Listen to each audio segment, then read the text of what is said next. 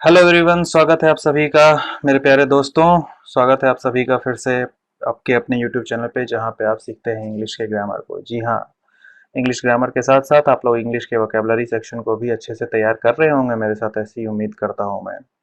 तो अभी last classes में हम लोगों ने क्या क्या किया है? अभी लास्ट क्लासेस में हम लोगों ने किया है, कुछ ईडियम्स किया है हमने, ईडियम्स एंड फ्रेजेस सेक्शन में। अभी हम लोगों ने vocabulary booster programme idioms and phrases किया हमने, जिसमें हम लोगों ने देखा है कि किस तरह से कट वर्ड का यूज किया जाता है, किस तरह से कट वर्ड का यूज किया जाता है इडियम्स के रूप में, और सॉल्ट और कट को हम लोगों ने देख लिया आज के सेशन में। आज हमारा ग्रामर का सेशन है आपके सामने। ग्रामर के सेशन में कुछ हम लोग कॉमन एरर्स कर रहे होंगे। कॉमन एरर्स के भूत को भगाना है मेरे भाई। जी हाँ, सही सुना आपने। कॉमन एरर्स के भूत का आज पसीना छुड़ा देना है। ठीक है, आइए। अभी जो क्वेश्चन हम लोग कर रहे होंगे वो एसबीआई के प्रीवियस ईयर के क्वेश्चंस हैं। हम लोग कर रहे होंगे क्वेश्चंस अभी एसबीआई के पीओ के प्रीवियस ईयर के क्वेश्चंस, और साथ ही साथ एसबीआई क्लरिकल के प्रीवियस ईयर के क्वेश्चंस कर रहे होंगे, जिसमें आज हमारा ये सेट 1 है। ये दिन प्रतिदिन इस तरह से ही हम लोग क्वेश्चन को करते रहेंगे। ठीक है, चलिए आइए। आज ये आपका पहला है क्वेश्चन आपके सामने, आपके स्क्रीन पर ये रहा। No hill station is as beautiful as Darjeeling with its scenic beauty.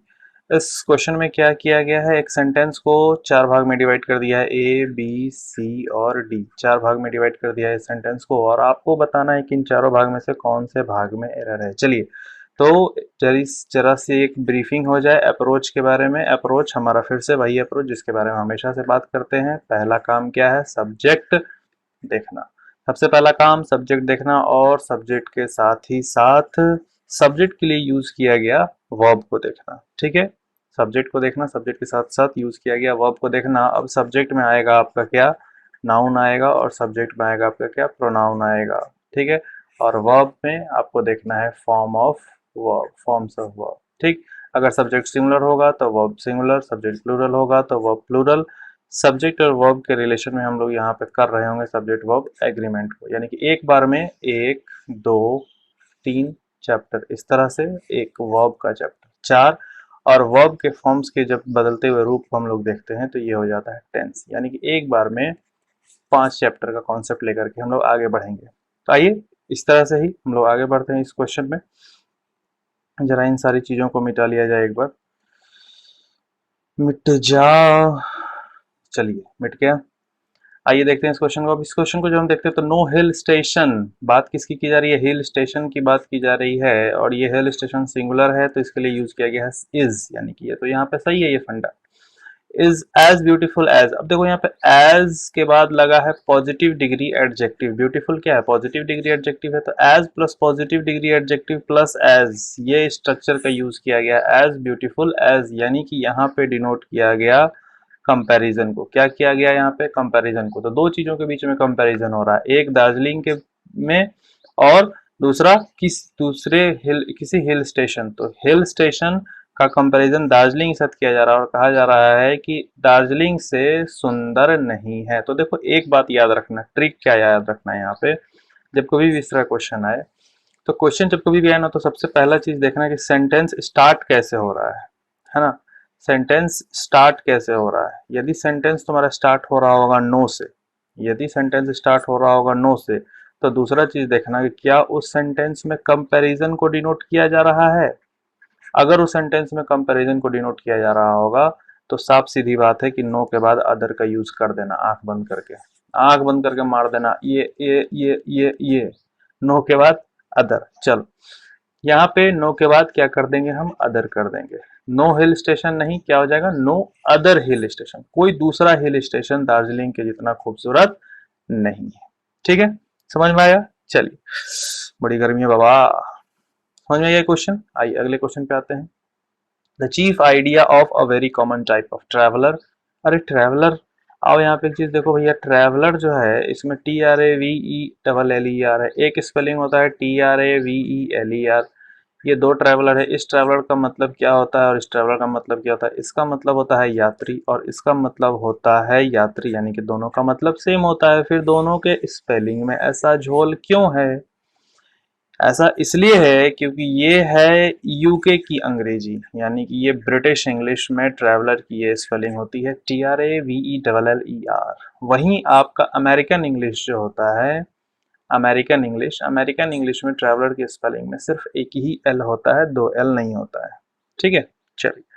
तो ये ट्रैवलर की स्पेलिंग के बारे में एक छोटी सी जानकारी थी जो मैंने आपको दे दी। Is to see as many objects of interest as he possibly could.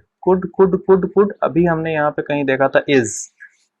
आओ इसको हम फिर से एक बार इरेज कर दें, इरेज कर दो और इसके बाद समझते हैं। ट्रैवलर वाला एग्जांपल आप लोगों ने समझ लिया। अगर नहीं समझ में आया वो चीज़ तो वीडियो को थोड़ा सा रिवाइंड कीजिए, वीडियो को थोड़ा सा रिवाइंड कीजिए और रिवाइंड करने के बाद चीज़ों को देख लीजिएगा फिर से। ठीक है, अभी यहाँ देखते हैं हम लोग, यहाँ पर है the chief idea of a very common.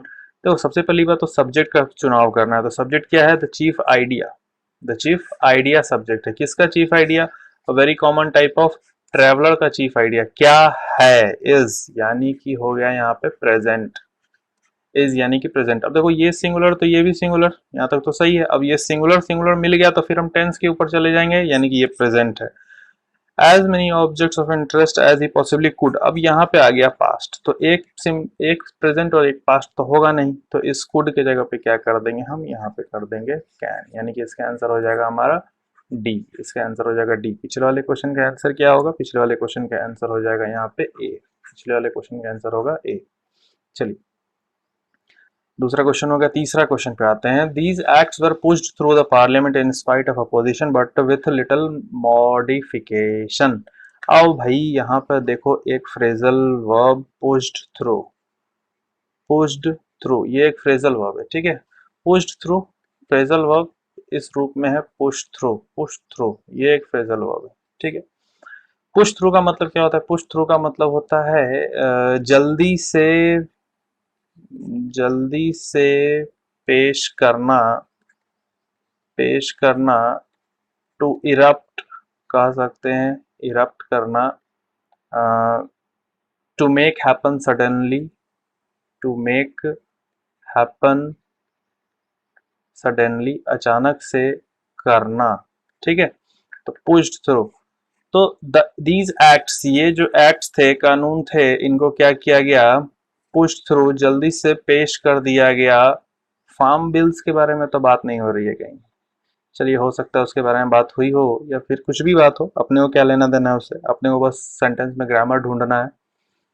These acts were pushed through the parliament in spite of opposition but with little। देखो बट लगा है यानी कि कंट्राडिक्शन तो होगा, बट लगा है यानी कि कंट्राडिक्शन होगा, यानी कि पहले वाली बात जिस फ्लो में हो रही होगी बट के बाद वाली बात उसके अपोजिट फ्लो में जाएगी। ठीक है, तो यहाँ कह रहा है कि पार्लियामेंट में इन एक्ट्स को पेश किया गया इस बात के अपोजिशन के बावजूद, इन स्पाइट ऑफ अपोजिशन माने अपोजिशन हुआ उसके बावजूद भी इनको इरप्ट किया गया, जल्दी से पेश किया गया, लेकिन विथ लिटिल मॉडिफिकेशन। और लिटिल जो एडजेक्टिव है, ये जो एडजेक्टिव है ये होता है निगेटिव, ये होता है निगेटिव। इसका मतलब होता है tends to zero, tends to zero यानी कि ना के बराबर, यानी कि ना के बराबर। तो बट विथ लिटिल मॉडिफिकेशन, थोड़े मॉडिफिकेशन के साथ, लेकिन थोड़े मॉडिफिकेशन के साथ, और यहाँ पे है न, न यानी कि बिना किसी मॉडिफिकेशन के। तो यहाँ पे लिटिल ना होकर ये क्या हो जाएगा? अ लिटिल हो जाएगा। यहाँ पे क्या हो जाएगा? लिटिल ना होकर ये क्या हो जाएगा? अ लिटिल हो जाएगा। तो यहाँ पे जो आंसर है हमारा, आंसर हमारा हो जाएगा डी। एरर क्या है कि लिटिल के जगह पे हम करेंगे अ लिटिल, थोड़े मॉडिफिकेशन के साथ। ठीक है, चलिए अगले क्वेश्चन पे आते हैं। अब ये अगला क्वेश्चन इस तरह से है, ये वही है ABCDE, बस इसको एक लाइन में ना करके ऊपर से नीचे की ओर दे दिया गया है। One of the most widely spread bad habit is the use of tobacco. देखो अब एक चीज याद रखना कि अगर ऑफ द लिखा है, इसके पहले वन है, मोस्ट है, सम है, वन है, मोस्ट है, सम है, मेनी है। ठीक है, अगर इस तरह से चीजें हैं तो ऑफ द के बाद जो नाउन यूज करेंगे हम, ये नाउन हमेशा मेरा प्लूरल होगा। ठीक, चलिए तो देखते हैं। वन ऑफ द मोस्ट यानी कि इसके बाद क्या नाउन प्लूरल आएगा। नाउन देखेंगे यहाँ पे कहाँ है, तो वाइडली नाउन है, नहीं है। स्प्रेड नाउन है, नहीं है। बैड नाउन है, नहीं है। हैबिट, हैबिट नाउन है हमारा, हैबिट सिंगुलर है, तो इसको क्या कर देंगे हम? हैबिट्स कर देंगे। आंसर क्या हो जाएगा? सी। ठीक है, अगले क्वेश्चन पे आते हैं। अगला क्वेश्चन आपके सामने ये रहा। बनाइए तो फटाक से, फटाक से हो गया। एक ऐड आता है ना टीवी पे, चलिए जल्दी से बनाइए इसको। My brother has been living in America with his family for the past 10 years। अरे भैया मेरा भाई अमेरिका में रहता है तो इसमें बुराई ही क्या है, कोई बुराई नहीं है, नो एरर, इस सेंटेंस में नो एरर। ठीक है, आइए अगले क्वेश्चन पे चलते हैं। The man who is perpetually hesitating which of the two things he will do first. अरे भैया एक आदमी है वो हेजिटेट कर रहा है कि दो चीजें हैं, उन दो चीजों में से किस चीज को वो पहले करे, और वो अल्टीमेटली कोई काम नहीं करेगा पहले। तो will ultimately do either, either का मतलब दो में से एक, लेकिन यहाँ पे क्या है, दो में से एक भी काम वो नहीं करेगा पहले। फ्लो ऑफ द सेंटेंस के साथ चलेंगे हम, will ultimately do neither. Hesitate कर रहा है कि किसको करे, इसको करे, उसको करे, इसको करे, इसको करे, किसको करे पहले, तो इसको उसको के चक्कर में वो किसी को पहले नहीं करेगा और समय उसकी निकल जाएगी। ठीक है, तो he will do, he ultimate, he क्या, he will do first, will ultimately do either की जगह पे नाइदर। आइए अगले क्वेश्चन पे आते हैं। अगला क्वेश्चन क्या है, being a well known physicist he was invited to deliver a lecture on laser technology. अरे भैया ये तो बहुत अच्छी बात है, बहुत अच्छी बात है कि वो फिजिसिस्ट होने के नाते उसको क्या किया गया, इनवाइट किया गया। किस चीज के लिए इनवाइट किया गया, कि लेजर टेक्नोलॉजी पर एक लेक्चर दे दो मेरे भाई। कोई एरर है इसमें, इसमें भी कोई एरर नहीं है। ठीक है, आइए अगले क्वेश्चन पे चलते हैं। He was hard down for money and was being harassed by his creditor. पैसे के लिए बहुत हार्ड डाउन था। देखो हार्ड का मतलब करा और डाउन का मतलब नीचे, तो करा नीचे नहीं, करा नीचे इसको, ये एक फ्रेजल वर्ब है। Hard down phrasal verb, phrasal verb है हार्ड अप। ठीक है, हार्ड अप एक फ्रेजल वर्ब है, हार्ड डाउन जैसी कोई चीज नहीं है। हार्ड अप फ्रेजल वर्ब है, इसका मतलब होता है पैसे की तंगी होना। क्या होता है इसका मतलब, पैसे की तंगी होना। ठीक है, पैसे के अभाव में। तो ही वॉज हार्ड डाउन ना होकर क्या हो जाएगा, he was hard up, he was hard up. तो देखो कॉमन एरर्स में जो है ना, सिर्फ noun pronoun verb adverb preposition conjunction interjection तो खैर आता ही नहीं है, टेंस वॉइस नरेशन यही सब का एरर नहीं होता है। ये एक बहुत इंपॉर्टेंट टॉपिक है फ्रेजल वर्ब। फ्रेजल वर्ब पे मैं अगला वीडियो फ्रेजल वर्ब पे ही डेफिनेटली बना करके दूंगा आप लोगों को। तो फ्रेजल वर्ब से भी क्वेश्चंस आते हैं। देखो आपने यहाँ पे हार्ड डाउन की जगह पे हार्ड अप होगा, और हार्ड अप का मतलब हो गया पैसे की तंगी होना। लिटरल मीनिंग पे फ्रेजल वर्ब कभी नहीं होता है, याद रखिएगा। लिटरल मीनिंग पे फ्रेजल वर्ब नहीं होता है, उसका एक अलग मीनिंग होता है। ठीक है, स्पेसिफिक मीनिंग होता है। आइए अगले क्वेश्चन पे चलते हैं। On my request Jatin introduced me to his friend who is a singer and a scientist. अब देखो एक पॉइंट है, सब्जेक्ट वर्ब अग्रीमेंट हमें एक बात सिखाता है कि यदि दो नाउन हैं, यदि दो नाउन है, नाउन वन और इसके बाद कंजंक्शन है और फिर नाउन टू, दो नाउन है और दोनों नाउन में से दोनों के पहले आर्टिकल है, अगर इसके पहले भी आर्टिकल है और इसके पहले भी आर्टिकल है, तो इसका मतलब हो गया कि यहाँ पे दो लोग हैं। ठीक है, या फिर यहाँ पे दो नाउन्स की बात की जा रही है।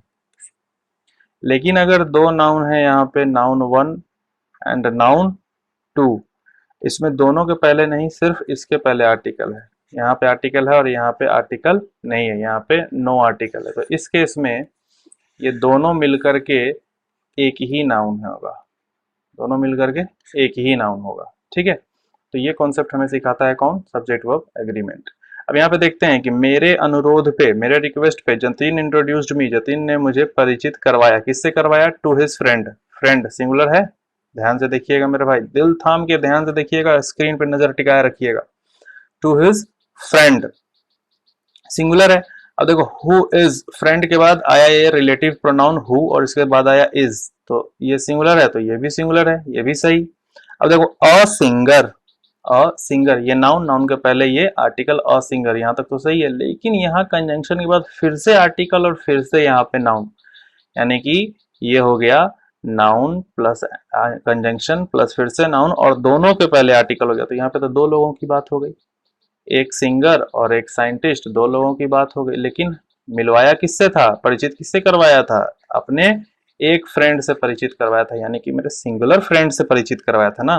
तो यहाँ पे प्लूरल तो होगा नहीं, तो अ सिंगर तो सही है, बट यहाँ पे अ साइंटिस्ट नहीं होगा। तो आंसर क्या होगा इसका, डी। साइंटिस्ट के पहले साइंटिस्ट के पहले जो अ लिखा है ये इसको काट दो। ठीक है, चलिए आइए अगले क्वेश्चन पे आते हैं। Atul's habit of delaying his work put his colleagues to a lot of trouble. अब देखो भैया यहाँ पे फिर से आया फ्रेजल वर्ब, यहाँ पे फिर से आया फ्रेजल वर्ब। अब फ्रेजल वर्ब में क्या आया? Put into. पुट इनटू का मतलब होता है परेशानी में डालना, परेशानी में डालना। ठीक है, तो पुट हिज कलीग्स के जगह पे क्या, put his colleagues to a lot of trouble के जगह पे हो जाएगा into a lot of trouble. ठीक है, फंसाना कह सकते हैं। ठीक है, तो यहाँ पे पुट इनटू होगा। देखो आज आप लोगों को हमने 3 फ्रेजल वर्ब बताया। एक हमने आपको बताया पुश थ्रू, एक बताया हमने आपको हार्ड अप, और एक अभी आपको हमने बताया पुट इनटू। आपने क्या करना है? आपने करना है कि इन तीनों फ्रेजल वर्ब से अलग अलग सेंटेंस बनाना है। ठीक, और एक एक सेंटेंस ऐसा बनाना है जिसमें इन ये तीनों फ्रेजल वर्ब आ जाए, यानी कि इन टोटल आपको 4 सेंटेंसेस बनाने हैं।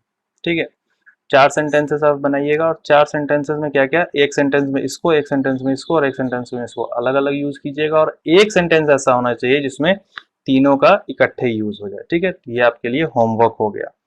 चलिए इसको आप बना लीजिएगा। चलिए तो अभी 10 क्वेश्चन हम लोगों ने किया, आज के लिए इतना काफी है। अब आपका शुक्रिया अदा करने का समय आ गया। भैया आपने समय निकाला और इस वीडियो को देखा, इसके लिए आपका थैंक यू। लाइक कर दीजिएगा वीडियो को, चैनल को सब्सक्राइब करके घंटी बजा दीजिएगा अगर अभी तक नहीं बजाए हैं तो। और अगर आपको कोई प्रॉब्लम हो, किसी भी टॉपिक में प्रॉब्लम हो, कोई भी क्वेश्चन नहीं बन रहा है, डिस्क्रिप्टिव सेक्शन में प्रॉब्लम हो रही है, कुछ भी हो रहा है, तो आप इस ईमेल आईडी पर मुझे लिख सकते हैं। ठीक है, चलिए आज के लिए बस इतना ही रहने देते हैं। मिलेंगे हम लोग फिर से अपने अगले क्लास में, जहाँ पे हम लोग फ्रेजल वर्ब करेंगे। ठीक है, फ्रेजल वर्ब के लिए मैंने आप लोगों से आज वादा कर दिया है, तो फ्रेजल वर्ब हम लोग कर रहे होंगे। चलिए मिलते हैं अगली क्लास में, तब तक के लिए tata bye bye, take care.